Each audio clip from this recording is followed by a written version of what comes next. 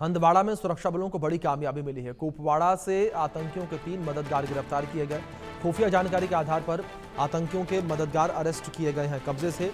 20 AK-47, 2 जिंदा कारतूस समेत कई हथियार बरामद किए गए हैं।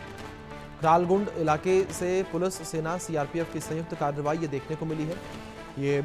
बड़ी खबर है जो निकलकर सामने आ रही है। एक बड़ी कह सकते हैं कि कामयाबी सुरक्षा बलों को मिली है और इस बात से आप अंदेशा लगा सकते हैं कि कामयाबी कितनी बड़ी होगी कि इन आतंकियों के मददगारों के पास से 20 AK-47 बरामद हुई है।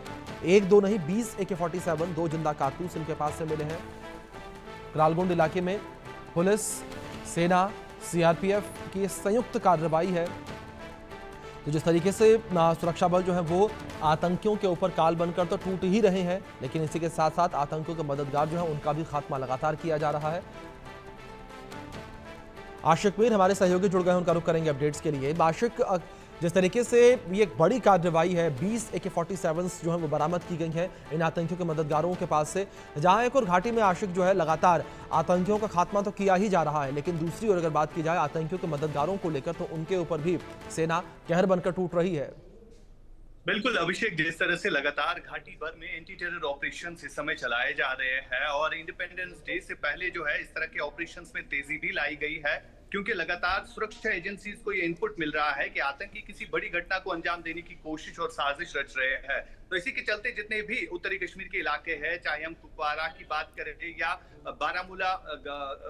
बांडीपोरा की बात करें, तो ये सीमा से सटीक एरियाज है और LOC के साथ लगने वाले एरियाज है, जहां से लगातार सुरक्षा एजेंसीज को ये मोमेंट दिखती है कि आतंकी किसी बड़ी घटना को अंजाम देने की कोशिश कर रहे हैं और इसी के चलते सर्च ऑपरेशन जो है वो कंडक्ट किए जा रहे हैं इन फॉरेस्ट एरिया में। और आज भी जो है क्रालगुंड, जो कि उत्तरी कश्मीर के हंदवाड़ा में पड़ता है, यहाँ पर एक फॉरेस्ट एरिया में हथियारों का एक बड़ा जखीरा जो है वो बरामद हुआ है, जहां पर कई सारे ऐसे हथियार भी मिले हैं जो इन आतंकियों को मदद भी देते हैं। फिलहाल बड़ी रिकवरी हुई है और बीते कुछ दिनों से लगातार इस तरह की रिकवरी जो है फॉरेस्ट एरियाज में देखने को मिल रही है, क्योंकि जो स्ट्रेटजी इन आतंकियों की तरफ से चेंज हुई है, पहले यही आतंकी जो है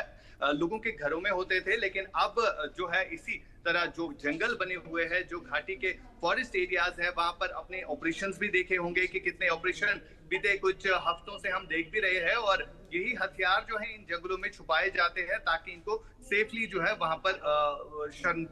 भी मिले। आशिक, दूसरी ओर जिस तरीके से आतंकियों को लेकर बात करें तो लगातार आतंकी जो है वो घाटी में एक्टिव है और उनको खत्म किया जा रहा है। और जो बात करें बाहर के आतंकी थे, उनको लेकर लिस्ट सामने आई कि 70 से अधिक आतंकी जो है वो घाटी में मौजूद है, लेकिन दूसरी ओर जो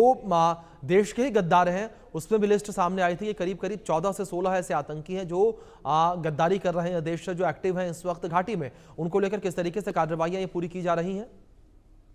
देखिए, बिल्कुल पहलगाम में जो आतंकी घटना घटी थी उसके बाद पुलिस की तरफ से एक लिस्ट जारी किया गया था, जिसमें जो स्थानीय टेररिस्ट है उनका भी नाम था, जिनमें से कई सारों पर कार्रवाई भी की गई। और इसके अलावा अगर हम आतंकियों के मददगारों की बात करें, जिन्हें अब सुरक्षा एजेंसी जो है दर दबोच रही है और उनसे ये बुलवाया जा रहा है कि किस तरह से उन पर जो है कार्रवाई की जा रही है और सबसे बड़ी बात किस तरह से उनको रिक्रूट भी किया जाता है। और इससे पहले भी हमने देखा कई सारे ऐसे OGWs जो है वो गिरफ्तार हुए, जिनने ये कहा कि ऑनलाइन एप्लीकेशंस के जरिए जो POK के इलाके में टेररिस्ट हैंडलर्स है, तो वो जो है इनको रिक्रूट करते हैं। यानी ये सिलसिला जो है अब चल रहा है, लेकिन इस पर जो है NIA और SI मिलकर और साथ साथ जम्मू कश्मीर पुलिस और सुरक्षा एजेंसी जो है काम कर रही है। अभी तक कई सारे ऐसे OGWs जो है गिरफ्तार भी हुए हैं।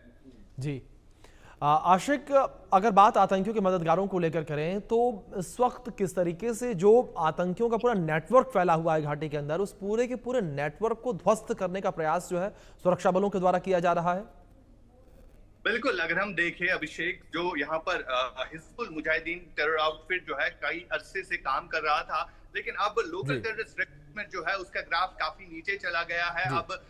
स्थानीय युवा जो है वो टेररिस्ट ऑर्गेनाइजेशन ज्वाइन नहीं करते हैं, बल्कि जो भी टेररिस्ट यहाँ पर मारा जाता है वो कहीं ना कहीं पाकिस्तान से ही भेजा जाता है। और हाल ही दिनों हमने देखा कि श्रीनगर के दाची गांव में जब एनकाउंटर हुआ था तो 3 पाकिस्तानी आतंकी उसमें मारे गए थे। यानी अब कहीं ना कहीं अब यहाँ पर जो लोकल्स है, बिल्कुल आशिक, बिल्कुल ठीक है आपने कि जो लोकल नेटवर्क था उस नेटवर्क को खत्म किया जा रहा है सेना के द्वारा।